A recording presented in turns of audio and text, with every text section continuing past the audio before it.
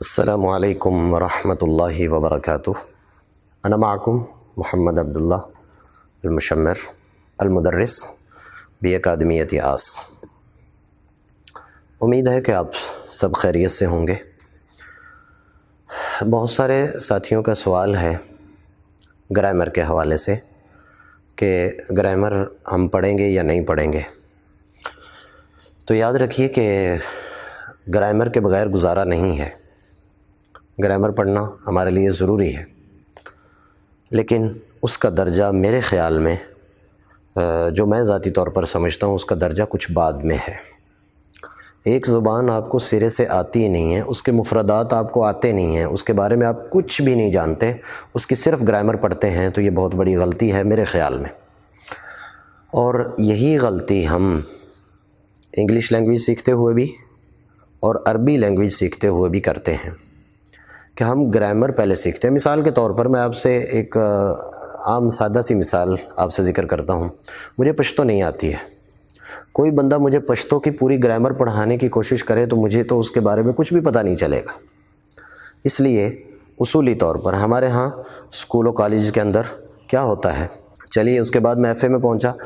F A میں ایک بڑے اچھے سر تھے، ان سے بھی ملا اور میں نے ان کو کہا سر میں نے ایف اے پاس کرنی۔ انہوں نے کہا کہ لازمی طور پر آپ کو ٹینس آنے چاہیے پہلے۔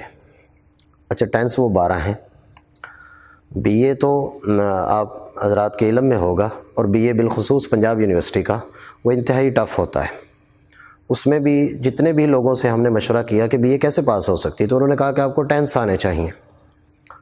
اچھا وہ ٹینس 12 ہیں، کون سی ایسی چیز ہے جو ہماری سمجھ میں نہیں آ رہی؟ مسئلہ کیا ہوتا ہے؟ مسئلہ یہ ہوتا ہے گرامر صرف چیز نہیں ہے، بلکہ گرامر کو آپ کیا کریں گے اگر آپ کو پنکھے کا نام ہی انگلش میں نہیں معلوم؟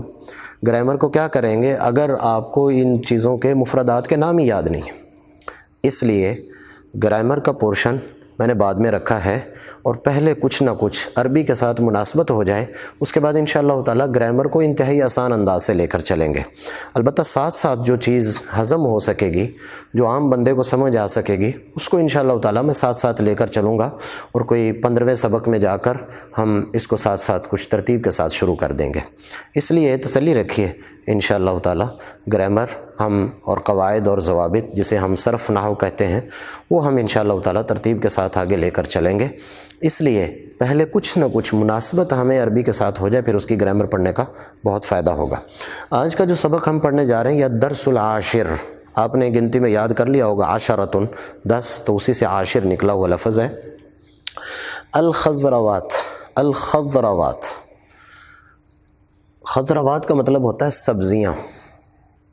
سبزیاں ہمارے ہاں جو مشہور پائی جاتی ہیں، آج ان کے نام ہم لے کر آئے ہیں تاکہ آپ کی خدمت میں ان کو پیش کیا جائے اور ان کو یاد کریں، اور کوشش کریں کہ یہ ہر گھر کے اندر سبزی پائی جاتی ہے، وہ گھر میں خواتین ہوں وہ مرد ہوں، کبھی ہم اسے کھا رہے ہوتے ہیں کبھی ہم اسے پکا رہے ہوتے ہیں، تو ان کو یاد کر کے ان کو ہم کوشش کریں کہ اسی انداز سے بولنے کی کوشش کریں تاکہ ہماری عربی کے ساتھ مناسبت ہو جائے۔ سب سے پہلے ہے طماطم، اس کا مطلب ہوتا ہے ٹماٹر۔ فجل مولی کو کہا جاتا ہے، بعض کتابوں میں یہ فجل لفظ لکھا ہوا ہے، وہ درست نہیں ہے، بلکہ درست لفظ جو ہے وہ فجل ہے، مولی کو کہا جاتا ہے۔ باذنجان بینگن، بطاطس آلو، خیار کھیرا، لفتن شلجم۔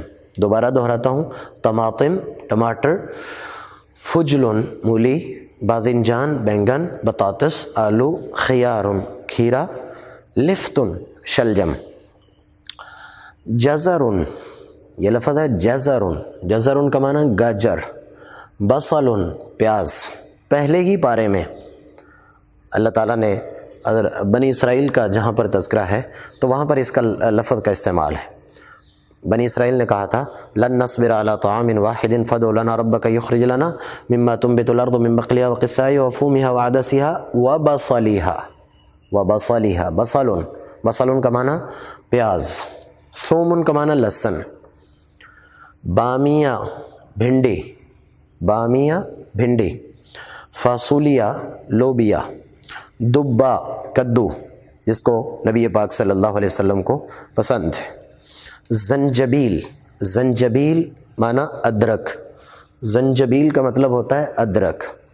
تو اس کو میں پھر دوبارہ دہراتا ہوں، جزرن گاجر، بصل پیاز، ثوم لہسن، بامیہ بھنڈی، فاصولیہ لوبیا، دبا کدو، زنجبیل اور ادرک۔ اب اگلی لائن میں آ جائیے، نعنا پودینہ، فل مرچ، فل۔ اب یہ لفظ بھی جو ہے یہ بعض کتابوں میں فل لکھا ہوا ہے، تو اس کو فل پڑھنا ہے۔ فل کا مطلب ہوتا ہے مرچ۔ آگے میں نے 3 لفظ لکھے ہیں۔ ایک لفظ ہے اخضر، سبز کو کہتے ہیں، احمر سرخ کو کہتے ہیں، اسود کالے کو کہتے ہیں۔ اگر آپ نے کہنا ہو کہ سبز مرچ تو یوں کہیے فل اخضر، اگر آپ نے کہنا ہو سرخ مرچ تو کہیے فل احمر، اور اگر آپ نے کہنا ہو کالی مرچ تو کہیے فل اسود۔ تو نعنا پودینہ، فل مرچ، اور اس کے ساتھ میں نے 3 لفظ لکھے ہیں جو اسی کے ساتھ جڑتے ہیں، اخضر احمر اسود۔ سبز مرچ کہنی ہے تو فل اخضر، سرخ کہنی ہے تو احمر، اور اسود کا مطلب ہے کالی مرچ۔ تو امید ہے کہ آپ کو یہ کچھ جو ہمارے ہاں عمومی طور پر سبزیاں استعمال ہوتی ہیں ان کے نام آپ کے ذہن میں آ گئے ہوں گے۔ اب آپ کا کام باقی رہتا ہے کہ اسے یاد کیا جائے۔ جب تک چیز کو یاد نہیں کریں گے، وقت نہیں دیں گے، تو اس وقت تک پلے پڑنے والی نہیں ہے۔ اور اسی سبق کے اندر میں 3 جملے آپ کو بتانا چاہتا ہوں، ان کو انتہائی غور سے دیکھیے گا، وہ اسی سبق کا حصہ ہیں۔ تو اسی سبق کے آخر میں 2 انتہائی استعمال ہونے والے لفظ کوشش کریں گھر میں اپنے جاننے والوں میں ان کو استعمال کرنے کی کوشش کریں۔ ہم عام طور پر کسی بندے سے پوچھتے ہیں آپ کا نام کیا ہے، یہ عام جملہ ہے، اس کے لیے آپ عربی زبان میں استعمال کریں گے مسمک یا اخی۔ مسمک، ماں کا مطلب کیا، اس معنی نام کا، میں پچھلے سبق میں آپ کو ذکر کر چکا ہوں کہ کا مطلب تیرا۔ مسمک یا اخی، تمہارا نام کیا ہے، یا اخی اے میرے بھائی۔ اخن بھائی کو کہتے ہیں، میں نے وہیں سبق میں آپ کو ذکر کیا تھا کہ یہ یا آخر میں لگانے سے میرا بن جاتا ہے۔ تو مسمک یا اخی، اے بھائی آپ کا نام کیا ہے، وہ آگے سے بتائے گا اسمی، پھر وہی یا والا اصول اور فارمولہ ذہن میں رکھیے، بڑی محنت سے یہ چیزیں تیار کی گئی ہیں، ان کو اگر آپ لے کر چلیں گے تو انشاءاللہ بہت آسانی ہوگی۔ میں نے آپ سے ذکر کیا تھا یا لگانے سے، کسی بھی اسم کے آخر میں یا لگانے سے وہ میری چیز بن جاتی ہے۔ قلم سے قلمی، کتاب سے کتابی، وہ پچھلے سبق میں اس کو ذکر کر چکا ہوں۔ تو اسمی میرا نام فلاں ہے۔ دوسرا سوال یہ ہوتا ہے کہ این تسکنو، پیچھے سبق میں آپ کو این کا معنی ہم نے بتایا تھا، این کا مطلب ہوتا ہے کہاں، تسکنو کا مطلب تم رہتے ہو، تم کہاں رہتے ہو، این تسکنو تم کہاں رہتے ہو۔ آگے ہم نے بولنا ہے اسکنو فی لاہور، اسکنو فی کراچی، اسکنو فی اسلام آباد، فی معنی میں، وہاں پر ذکر کر چکے ہیں کہ ہم وہاں پر رہتے ہیں۔ تو یہ مسمک یا اخی، اسمی فلاں، این تسکنو، اسکنو۔ اب یہ 2 لفظ جو ہیں یہ ہمارے ہاں بہت زیادہ استعمال ہوتے ہیں۔ عفواً کا مطلب ہوتا ہے معذرت چاہتا ہوں، جس کو آپ عمومی طور پر بعض دفعہ میسیجز لکھتے ہوئے یا کسی کو کچھ کہتے ہوئے آپ سوری لکھتے ہیں، جہاں پر آپ سوری لکھتے ہیں اس جگہ پر آپ عفواً کا استعمال شروع کریں، اور جہاں پر آپ تھینکس لکھتے ہیں، آپ کا شکریہ، آپ کا بہت شکریہ، تو وہاں پر آپ شکراً لکھیں، شکراً۔ اور اگر آپ آگے لفظ بڑھا دیں جزیلہ، جزیلہ یہ بہت خوبصورت لفظ ہے، جزیلہ، شکراً جزیلہ، تو اس کا مطلب یہ ہوگا کہ آپ کا بہت زیادہ شکریہ۔ تو ان لفظوں کو آج سے آپ استعمال شروع کریں کہ جہاں پر آپ نے سوری لکھنا ہے وہاں پر عفواً لکھیے، اور جہاں پر آپ نے تھینکس یا تھینکس الاٹ لکھنا ہے تو وہاں پر آپ شکراً جزیلہ لکھیں۔ یہ انتہائی خوبصورت الفاظ ہیں۔ عربی کے ساتھ ہماری وابستگی اور محبت، میرا خیال ہے کہ ہمیں اس کی طرف بہت زیادہ انتہائی رغبت کے ساتھ چلنا ہوگا۔